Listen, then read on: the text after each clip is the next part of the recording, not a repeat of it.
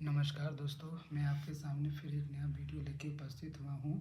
Previous 2 video में हमने chapter 2 जो sexual reproduction in flowering plant है उसका मैंने सारा ऑब्जेक्टिव डाल दिया है और उसका क्लियरली सारे में हमने जो आंसर है वो मेंशन करके हमने बता दिया है। आज का जो वीडियो है वो बहुत ही इम्पोर्टेंट है। इसमें जो है शॉर्ट आंसर टाइप क्वेश्चन जो है मैं आपको बताऊँगा, जो आपको बोर्ड एग्ज़ाम के लिए या आपके क्लास के एग्ज़ाम के लिए बहुत ही इम्पोर्टेंट होंगे। ठीक है, यहाँ देखिए बायोलॉजी क्लास 12 चैप्टर 2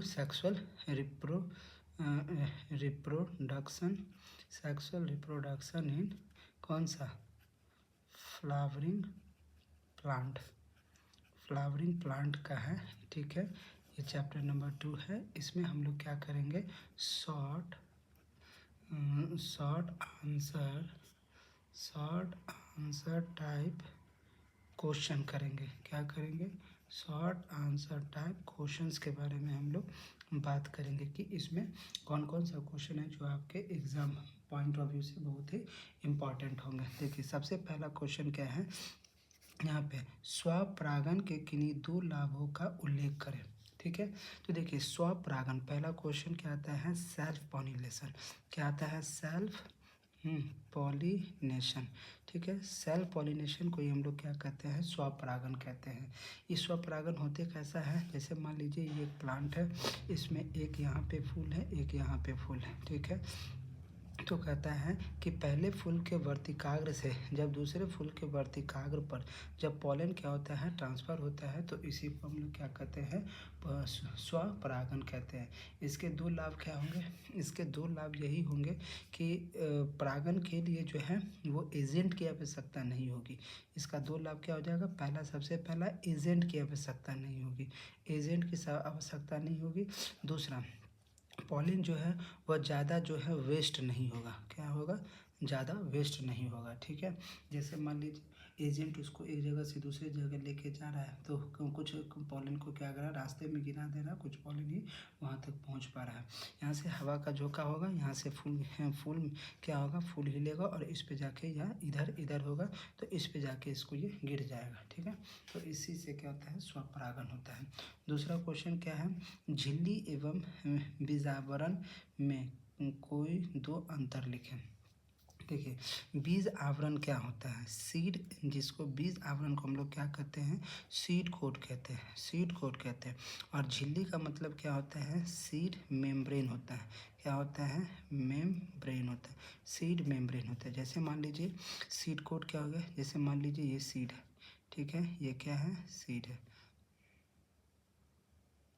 ये क्या है, सीड है। ठीक है, ये क्या है, सीड है। और इसके ऊपर में क्या है, ये एक तरह का क्या है, आवरण है। ठीक है, एक तरह का आवरण।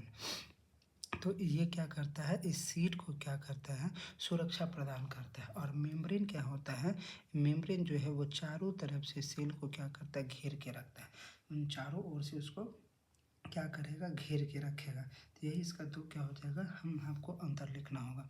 अगला कहता है लघु बीजाणुधानी की संरचना का वर्णन करें।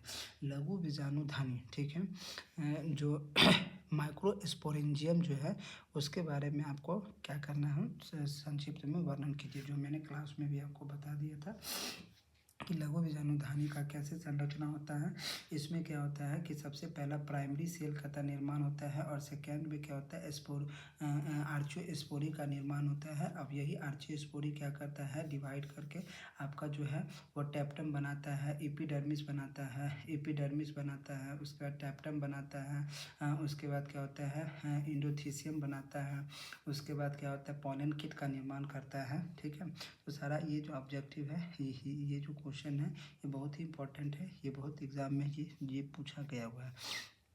अगला क्वेश्चन क्या है, द्विनिषेचन की व्याख्या करें। द्विनिषेचन क्या होता है, देखिए सबसे पहला क्या होता है, द्विनिषेचन में मतलब 2 बार क्या होता है, फर्टिलाइजेशन होगा।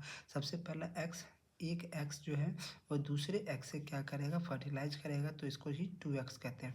तो ऐसे ही निषेचन को हम लोग क्या कहते हैं, द्विनिषेचन कहते हैं। ठीक है, अगला क्वेश्चन क्या है, जल परागन से आप क्या समझते हैं, उदाहरण बताइए। देखिए जल परागन क्या होता है, वाटर पॉलिनेशन, वाटर पॉलिनेशन क्या होता है? तो जल परागन, जैसे मान लीजिए यहाँ एक पेड़ है और ये कहाँ है? समुद्र के किनारे है, ठीक है। यहाँ पे फल लगेगा, ठीक है, फूल लगेगा। अब ये फल क्या करेगा? इस वाटर में गिरेगा, वाटर में गिरेगा तो ये वाटर क्या करेगा? ये अपने लहरों के साथ जो है इस फल को एक जगह से दूसरी जगह क्या करेगा?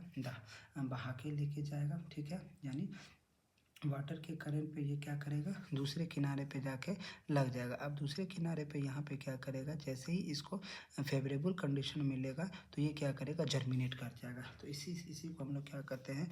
जल परागन कहते हैं, ठीक है। अगला क्वेश्चन देखिएगा। अगला क्वेश्चन क्या कहते हैं? पुंकेसर तथा स्त्री केसर को नामांकित चित्र द्वारा परिभाषित करें। तो देखिए पुंकेसर और स्त्री केसर, तो देखिए ये क्या हो गया? आपका ओवरी हो गया, ये क्या हो गया? रिसेप्टर हो गया। यहाँ से एक निकलता है कार्पेल, यहाँ से क्या हो गया? पेटल, ये दो हो गया। अब यहाँ से क्या निकला आपका? एंथर, यहाँ से क्या निकला आपका? स्टिग्मा। यही होता है एंथर, जो होता है एंथर वाला जो पार्ट होता है एंथर, और ये होता है स्टिग्मा। ये एंथर जो पार्ट होता है ये मेल पार्ट होता है, जिसको हम लोग पुंकेसर कहते हैं, और स्टिग्मा जो होता है वो क्या होता है? फीमेल पार्ट होता है, जिसको हम लोग क्या कहते हैं? स्त्री केसर कहते हैं। इसी का नामांकित चित्र देके इसको परिभाषित कर दीजिए कि परिभाषित क्या कि फीमेल वाला पार्ट को ही हम लोग स्टिग्मा कहते हैं, मेल वाले पार्ट को ही हम लोग क्या कहते हैं? एंथर कहते हैं, ठीक है। निम्नांकित को केवल नामांकित चित्र द्वारा दर्शाए। जीवाणु कोशिका में द्विविखंडन, जीवाणु कोशिका में द्विविखंडन होता है, तो याद कीजिए द्विविखंडन सेलुलर, जैसे आप दिए थे ये बर्डिंग था ना, बर्डिंग में क्या था? सेल जो है वो दो भागों में बढ़ जाता है। तो जीवाणु कोशिका पूछ रहा है, तो यहाँ पे जो प्लांट बॉडी हो गया, प्लांट बॉडी है, ठीक है।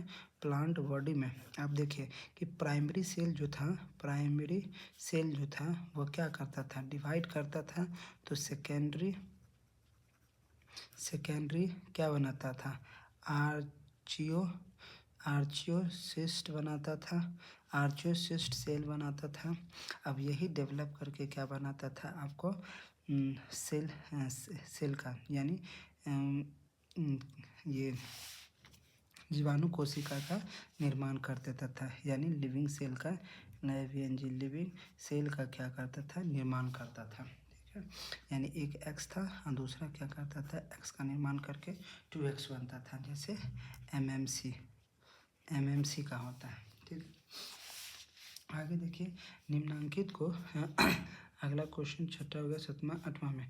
निम्नांकित क्या होता है? निम्नांकित को परिभाषित करें तथा प्रत्येक का एक उदाहरण दें। जैसे आभासी फल, आभासी फल क्या होता है? फॉल्स फ्रूट होता है। फॉल्स फ्रूट किस में पाया जाता है? फॉल्स फ्रूट जो है ना, फॉल्स फ्रूट बोलते हैं। फॉल्स फ्रूट जो है वो किस में होता है?